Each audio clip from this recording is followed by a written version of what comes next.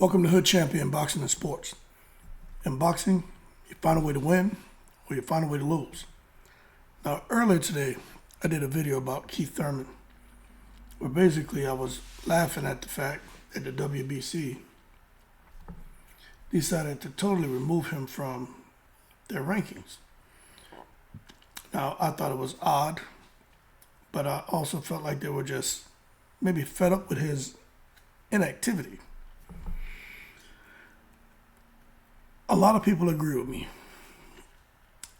but I did notice that he was still in the WBA. But as far as the WBO, the IBF, and like I mentioned today with the WBC, they've totally removed Keith Thurman from their rankings. Now, I really couldn't make sense of it. And I was like, wow, how can you take the guy who's ranked number one in your sanctioning body, which means he would be a mandatory to the champion, right? And just erase him from your ranking stack. It didn't make sense. And so I'm sitting here thinking, you mean to tell me Keith Thurman goes from having the potential to make several $1 million in a fight with the ranking he previously held at number one in the WBC to now being totally removed from their rankings to now he would have to work his way back up. But there was a conversation that came up, and this kind of makes sense. To where, if you look at Keith Thurman in the WBA, makes you ask the question, why is he hanging on in the WBA? Now, I'm always talking about key decision makers behind the scenes, secret society, and if the fly on the wall could talk. Well, this is a case where obviously there's some key decision makers behind the scenes, and they may be planning, right? They may be planning, since Keith Thurman dropped out the WBC just unexpectedly, there could be plans for Keith Thurman to get another shot at his WBA belt or somebody in the WBA. Now, this could go a couple directions. Because remember, Keith Thurman, he fought Manny Pacquiao for that WBA Super World Welterweight Championship. Some people felt he won that fight. Some people felt he lost. Ultimately, the knockdown kind of sealed his fate. But if we look at Keith Thurman, who's ranked number 3 in the WBA, he could end up mixing it up with, because Virgil Ortiz isn't in the WBA anymore. This guy Giasov could be an opponent. Butiev could be an opponent because he's ranked number 4. Keith Thurman's at 3. Or Keith Thurman could be getting a shot at Eimantis Stanionis. Now, when I first looked at this, what I envisioned happening was, Boots, Ennis, and Stanionis unifying. If for some reason Boots can't get Crawford next, which he's not, Crawford's going to rematch Spence. So we're trying to make sense of what Boots, Ennis' next move would be. Unify with the WBA would have made sense, but Keith Thurman is really the wild card. So Keith Thurman could derail all those plans, and that could be why they dropped him out the WBC. But then again, the WBA rankings are as of 1 September, which are recent. And you look at, and this is what I'm telling you, you just look at the decisions that are being made, and I think you can see there's a correlation here. Now, the WBO and IBF haven't updated their rankings since 11 August and 19 August. But if you look on 1 September, the WBA updated their rankings. Keith Thurman's at number 3. And then here it is, 11 days later, the WBC updates their rankings and drop Keith Thurman. Why would they drop him?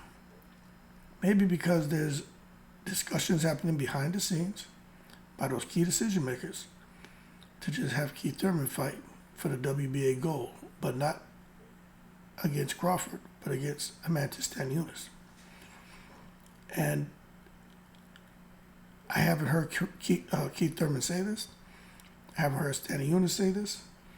I went on BoxRec and pulled up Keith Thurman's information, and it doesn't show that he has a fight schedule.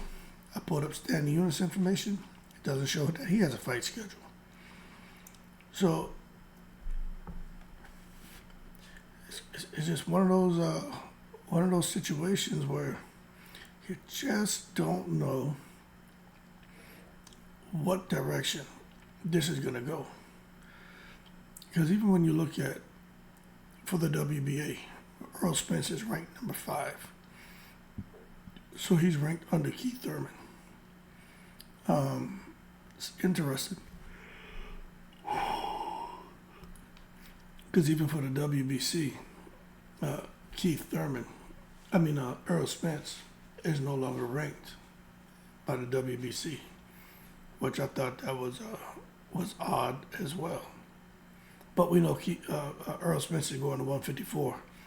But there's just some things that are a little quirky, and I need to get a bit more fidelity on these racking stacks and why they're the way they are. But ultimately, Keith Thurman, although I feel like he was banished from the whole welterweight division and boxing as a whole because of his inactivity, I could be going down the wrong path with this. Maybe they're sitting, the guys in the background are sitting here and kind of controlling this machine, and maybe that's the move for Keith Thurman to get active in the WBA. I saw Keith Thurman doing an interview today, and he was not at all talking about, he didn't sound frustrated. He didn't sound discouraged. He didn't sound upset. Now, we know Keith Thurman is vocal. Maybe he's not upset. Maybe he's not concerned about the update to the WBC rankings because he knows he's being taken care of still.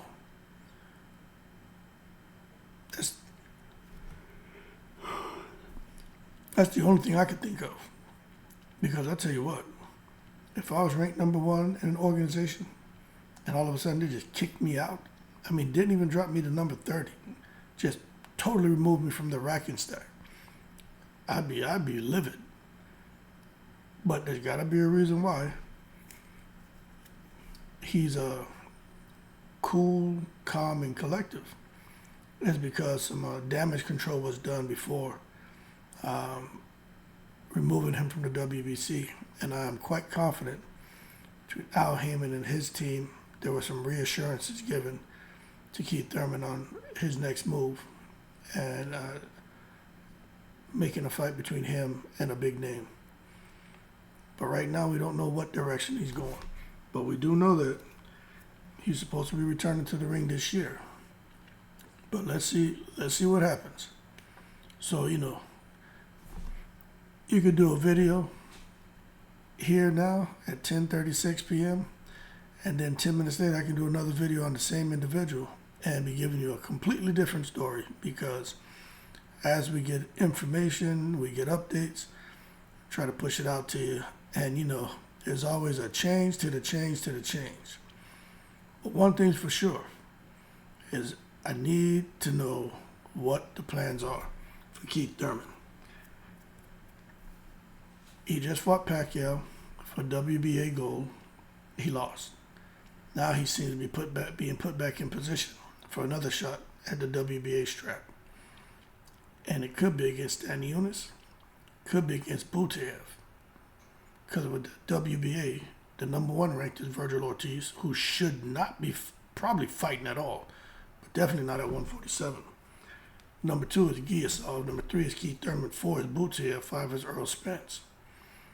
Well, you just look at that right there. Who else hasn't fought in a while? Butiev. But Butiev is a killer. Keith Thurman could fight Butiev. If it's not Butiev, it's definitely not Virgil Ortiz because he's got other things going on. And I don't know about Giasov, but I could see him getting in there against Stanionis. We just don't know.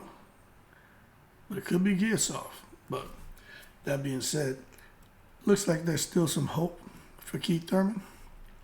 And Adrian Broner being over in the WBC column, looks like there's some hope for him. I personally think, like I said in my video earlier, Keith Thurman and Adrian Broner need to fight. And then both of them just need to go on and retire because it's kind of sad. Adrian Broner's situation is kind of sad. I know he created a lot of his own misery, but some of his situation is sad. And Keith Thurman, he just waited too long to get active. And I understand he got to take care of family, but you can't just keep sitting there at the sidelines, man. You know, being a yuppie puppy. You know what I'm saying? You got to get in the ring and fight. But I don't know. Maybe this last quarter in the year is the quarter where we see,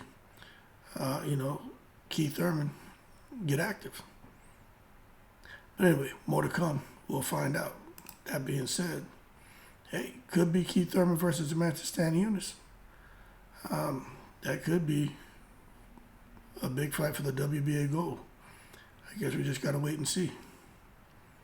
Anyway, y'all keep cool. Shout out to the veterans, all 7 continents. In the breeze.